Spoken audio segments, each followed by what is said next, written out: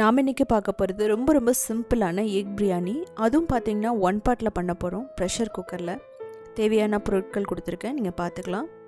இது பார்த்திங்கன்னா ஒன்றோட ஒன்று ஒட்டாமல் ரொம்ப பர்ஃபெக்டாக வரும். அதுக்கு பார்த்திங்கன்னா 2 கப் ஜீரா ரைஸ் எடுத்துக்கலாம், ஜீரக சம்பா. இதை ஒரு 3 தடவை நல்லா கழுவிக்கணும். இதுக்கப்புறம் பார்த்திங்கன்னா இதை ஒரு 20 நிமிஷத்துலேருந்து 30 நிமிஷம் மட்டும் நம்ம ஊற வச்சா போதும். உங்களுக்கு டைம் இல்லைன்னா 10 நிமிஷம் கூட போதும். இப்போ மிக்சியில் இஞ்சி, பூண்டு, கொத்தமல்லி, அதுக்கப்புறம் புதினா இதெல்லாம் கரகரப்பாக அரைச்சிக்கணும்.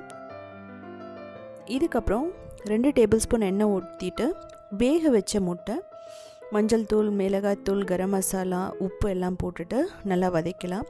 நீங்கள் எக்கை போடும்போது லைட்டாக அப்படியே கட் பண்ணி நீங்கள் போட்டுக்கோங்க. ரொம்ப கட் பண்ண வேணாம், லைட்டாக கீறி விட்டு வதக்கிடுங்க. இப்போது ப்ரெஷர் குக்கரை எடுத்துகிட்டு 2 டேபிள் ஸ்பூன் எண்ணெயும் 1 டேபிள் ஸ்பூன் நெய்யும் போட்டுக்கலாம். அதுக்கப்புறம் பட்டை, கிராம்பு, ஏலக்காய், கல்பாசி இதெல்லாம் போட்டுக்கோங்க. அதுக்கப்புறம் சோம்பு, அதுக்கப்புறம் வெங்காயம், பச்சை மிளகாய் இதுவும் போட்டுட்டு நல்லா வதக்கலாம். இது பார்த்திங்கன்னா நீங்கள் லைட் ப்ரௌனாக வர வரைக்கும் வதக்கலாம். நல்லா கிறிஸ்பியாக வர வரைக்கும் நீங்கள் வதக்கலாம். டைம் இல்லை அப்படின்னா நீங்கள் சாஃப்டாக வரைக்கும் வதக்கினா போதும். இது பார்த்திங்கன்னா ஒரு லஞ்சுக்கு ரொம்ப பர்ஃபெக்டாக இருக்கும். இதுக்கப்புறம் தக்காளி ஒரு 3லேருந்து 4 தக்காளி எடுத்துக்கலாம். நல்லா பொடி பொடியாக கட் பண்ணிவிட்டு போட்டுட்டு நல்லா சாஃப்டாக வரைக்கும் நம்ம வதக்கணும். தக்காளி ரொம்ப தேவையில்லைன்னா நீங்கள் 2 கூட போட்டுக்கலாம், ஒன்றும் பிரச்சனை இல்லை. இதுக்கப்புறம் நம்ம அரைச்சி வச்சுருந்த அந்த விழுது, அதாவது புதினா, கொத்தமல்லி, இஞ்சி, பூண்டு இதெல்லாம் நம்ம அரைச்சி வச்சுருக்கோம் தண்ணி ஊற்றாமல். அதையும் நம்ம போட்டுட்டு நல்லா வதக்கணும். இதில் நீங்கள் பார்த்தீங்கன்னா நான் ரொம்ப ஆயில் எதுவுமே நான் ஊற்றியிருக்க மாட்டேன். 2 டேபிள் ஸ்பூன் ஆயிலே நமக்கு போதுமானது. நெய் இல்லைன்னா பட்டர் யூஸ் பண்ணிக்கோங்க. இதில் பார்த்தீங்கன்னா மிளகாய்த்தூள், மஞ்சள் தூள், கரம் மசாலா, உப்பு இதெல்லாம் போட்டிருக்கேன்.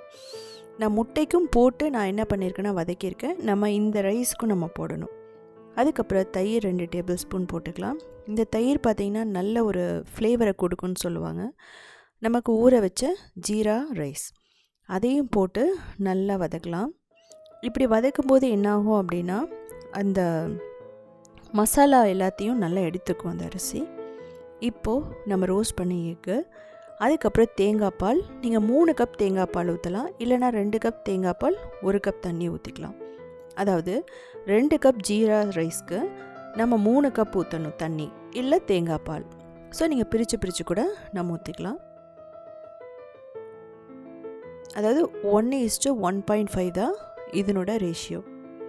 இப்போ பாருங்கள் நல்லா கொதிக்க ஆரம்பிச்சிருச்சு. புதினா போட்டுக்கலாம், கொஞ்சம் நெய் ஊற்றிக்கலாம், தேவைப்பட்ட கரம் மசாலா தூவிக்கலாம். தூவிட்டு நம்ம என்ன பண்ணலான்னா ஒரு லோ மீடியம் ஃப்ளேம் வச்சுட்டு நம்ம ஒரு 3 விசில் விடலாம்.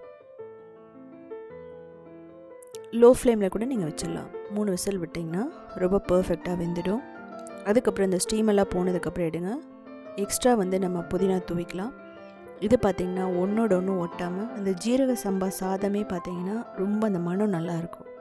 பிரியாணிக்கு பார்த்திங்கன்னா பாசுமதி அரிசி மாதிரியே ஜீரா ரைஸும் ஜீரக சம்பா சாதமும் ரொம்ப நல்லாயிருக்கும்.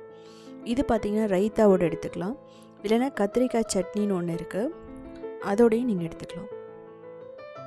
ஸோ குழந்தைகளுக்கு பிடிச்ச எக் பிரியாணி ரெடி ஆகிடுச்சு. இதில் முக்கியமான விஷயம், எக்கை வேக வைக்கும்போது ரொம்ப வேக வச்சிடாதீங்க. ஒரு 5 நிமிஷத்துலேருந்து 7 நிமிஷம் மட்டும் வேக வச்சா போதும். அதுக்கு மேலே நீங்கள் வேக வச்சிங்கன்னா அதில் உள்ள இரும்பு சத்துன்னு சொல்லிட்டு இருக்கும். அதாவது அது என்னாகும் அப்படின்னா மஞ்சக்கருவில் தெரிய ஆரம்பிக்கும். அதனால் நீங்கள் அப்படி பார்த்துக்கோங்க. ஸோ செஞ்சு பார்த்துட்டு கமெண்ட் பண்ணுங்கள்.